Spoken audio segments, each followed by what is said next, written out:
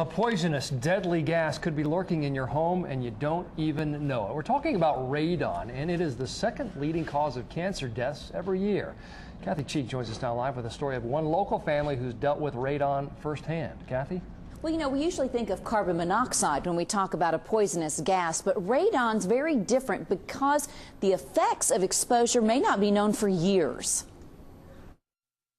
I was doing great.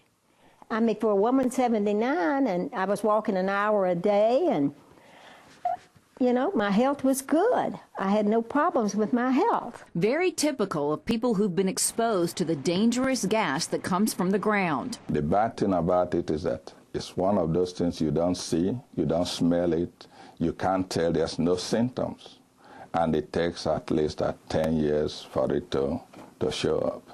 Ethel Blakely wasn't a smoker and had no family history of lung cancer, and she kept telling the doctors they must have the wrong patient, but they didn't. Last August, Blakely had a third of her lung removed. While there's no positive proof, Blakely has a hunch radon may be to blame. No other way that I can think of, that I can possibly think of in any way that I could have picked up that. Why would I get it when I had no symptoms? Nothing. When Blakely's diagnosis was made, her husband Dale says he immediately thought of radon. The first thing I thought about was having to make some radon tests to see what was going on.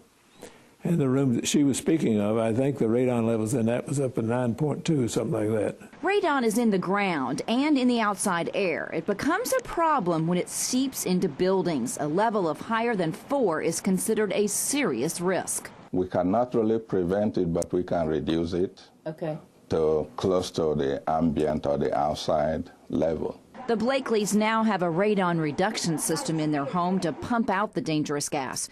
A system typically costs about $2,000 and has to be put in under the home.